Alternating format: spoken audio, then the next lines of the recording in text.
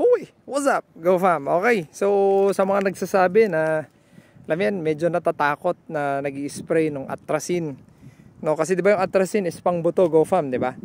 So eto, after 1 day after planting, nag-spray na tayo ng atrazine. Okay, so may mga nakalusot kasi sobrang ulan dito, go fam, eh. Actually medyo may mga part nga na hindi tumubo kasi na, pero parang lumalabas pa lang. Ayan, no? Nahirapan silang lumabas. May mga part na hindi lumabas. Nabagsakan. No? Nabagsakan ng malakas na ulan nung nagtanim tayo. Pero so far, so good naman. Ayan, no? Okay naman yung spacing natin. Bam. Ayan, diba? Ayan, no? So, ayan. Pakita natin dito. Ayan, no? Maganda naman yung spacing. Ayan. Tsaka malinis din.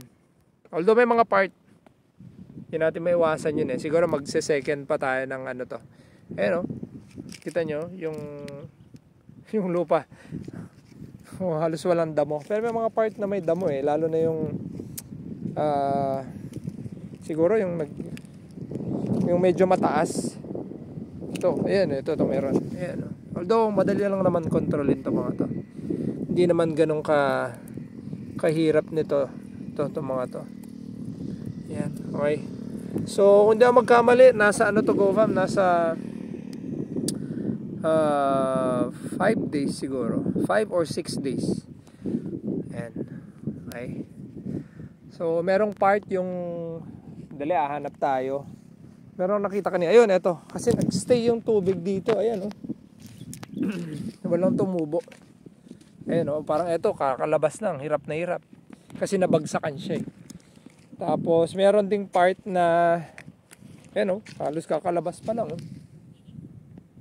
Ayan. Meron ding part na talagang for sure ako wala na. Which is yung, kung nakita nyo yung previous vlog natin, yung ganun, kung saan nagstay yung tubig. Okay, so update ko kayo dito, go fam, kung anong mangyayari dito. Dahil exciting tong ano na to, tong yugto ng ating pagtatanim, go fam. So sana kayo din, marami na kayong natamnan. Okay? At kami din ay halos patapos na rin sa pagtatanim, go fam. Yun. So tara, sabay tayo.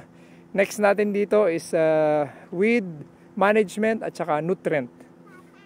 Nutrient management. Alright? So yun. Yes. We're going. Okay? Ayan.